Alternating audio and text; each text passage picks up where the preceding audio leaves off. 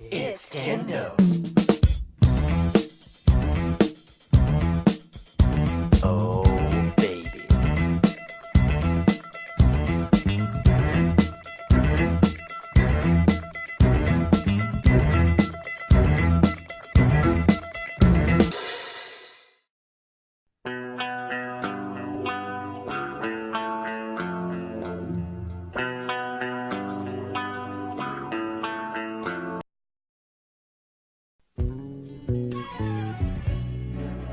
Saludos a todos. Acá los saluda Soft316, nuevamente con un análisis sobre un tema que en lo particular es de mis favoritos, nada más ni nada menos que el cómic. Pues comencemos. Acá no explicaré los orígenes antiguos del cómic, los cuales podrían remontarse desde los jeroglíficos de los egipcios, la Biblia, etc. Explicaré los orígenes desde el uso de la imprenta en relación a los cómics. Muy bien, ya dicho eso, el cómic comenzó como una manera de entretención, la cual generalmente se publicaba en un principio adjunta a un periódico. Poco tiempo después estos se independizaron y se comenzaron a publicar en textos separados a los periódicos, o sea independientes. Recuerden, hablaré de los cómics americanos principalmente, y desde la historia de los años 20, 30 para arriba. Así que tomen en cuenta eso.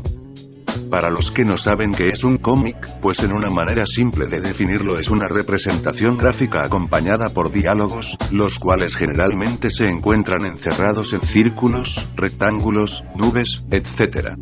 El propósito de este es el de transmitir una historia al lector.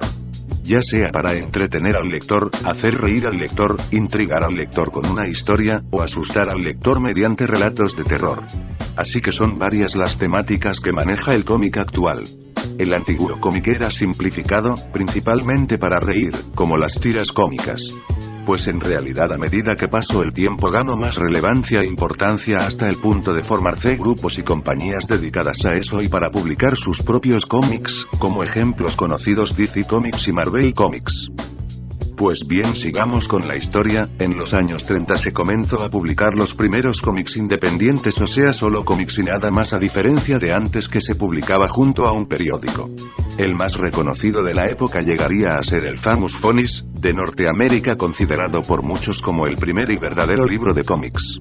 Bueno, luego de esto ya se fue diversificando la temática de los cómics. En cuanto a la historia podríamos dividirla en la era dorada desde los años 30 a comienzos de los años 50, la era de plata desde los años 50 hasta los años 70, y la era de bronce, la cual según varios autores sigue vigente hasta ahora. Según otros autores estamos en la era moderna, pero eso ya depende de la perspectiva de los que son muy experimentados en este ámbito del cómic. En la era dorada podemos resaltar a Superman, el cual ya comenzó un género que hasta hoy en día domina los cómics actuales, o sea el género de los superhéroes. Los autores de este fueron Jerry Siegel y Joe Shuster, los cuales posteriormente lo vendieron a DC Comics. Aunque Superman hizo su debut en el Action Comics número 1. Superman actualmente es un símbolo que representa a los cómics norteamericanos. Por supuesto, por la misma época también los cómics de Archie estuvieron presentes, con un humor adolescente a esa época, y por supuesto Disney, los cuales tenían un humor animalesco. De todos modos, la más exitosa de todas esas fue la compañía de Walt Disney, la cual fue exitosa en esos tiempos y sigue vigente hasta ahora. Pues luego, la DC Comics, comenzaron a publicar historias de crímenes y horror. Los trabajos del psiquiatra Frederick Wertham no se dejaron esperar. Él defendía la teoría de que los cómics tenían un efecto dañino en el desarrollo de los niños y jóvenes. Su trabajo que demuestra eso se llama Seduction of the Innocent, o traducido, la seducción del inocente. Logrando que se llegue a vetar y despreciar el cómic, debido a los padres que se preocupaban por sus hijos, e incluso se llegó a quemar y vetar al cómic de varias ciudades. Pues ese libro de ese psiquiatra es interesante, aunque llega al punto de tener una visión distorsionada de lo que son los cómics. A pesar de ello, su libro, en mi opinión, es un trabajo admirable, aunque llegó a tener una repercusión muy negativa en las personas, que llegaron a tener un prejuicio contra el cómic. Yo les recomiendo que lean un poco, a ver qué les parece a ustedes. Como dije, el título es Seduction of the Innocent, a ver si lo leen, camaradas. Cabe destacar el comienzo de la popular y satírica revista Mad, la cual representa un humor satírico norteamericano. Pues bueno, prosigamos. el mundo del cómic cambió luego de ellos, ya que se creó un tipo de código de censura extremo. Este código fue desapareciendo poco a poco a medida del tiempo. Ahora con la era de plata, en la cual se destacó Stan Lee, Jack Kirby, Steve Ditko, Tonek, los cuales dieron a la luz trabajos como Los Cuatro Fantásticos. También DC Comics no se quedó atrás, lanzó The Flash. En esa época cabe destacar que se lanzaron cómics como Casper, Ricky Ricón, etc. Pasemos a la era de bronce, en la cual con la guerra los superhéroes simbólicamente hacían cara a estos sucesos, para apoyar la moral de los soldados y de la nación, como en la guerra de Vietnam y anteriormente la Segunda Guerra Mundial, pero acá hablaremos más de la época de Vietnam.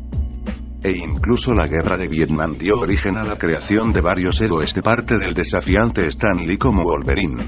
En esa época, como dijimos antes, la censura o el code del cómic seguía vigente, así que de los pocos que desafiaban a este code, era Stan Lee, el cual publicaba temas con violencia, drogas, un poco de sexo. En esta época también se creó varios héroes tales como Ghost Rider, Conan el Bárbaro, y uno de mis favoritos, el Doctor Strange. Luego de ello, ya los héroes pasaron por un remodelado, en los años 90 y 80, y claro que no faltaría la creación de otros héroes tales como Spawn con un toque demoníaco. Los que leyeron el cómic o por lo menos los que vieron la película sabrán de lo que hablo. Y por supuesto mi antihéroe favorito del cómic, el cual a pesar de no tener poderes, es de los más trascendentales de todos, el Punisher o también llamado el Castigador. Como dije, el Punisher no sería del género de superhéroes en realidad, jejeje. También otro tipo de cómic se fue generando, los realísticos, por así decirlo. En el cual, podríamos destacar a uno de mis favoritos también, y la cual tiene una película monumental, nos referimos a Sin City. También las polémicas publicaciones de la muerte de Superman y otros. Los relatos modernizados de los Avengers, y muchos de los superhéroes de Marvel. En la actualidad son pocos los cómics que sobresalen, más que todo la empresa del cómic se junta mucho con las películas, lanzando películas como Spider-Man, el cual es el mejor recibido por el público. También The Watchmen.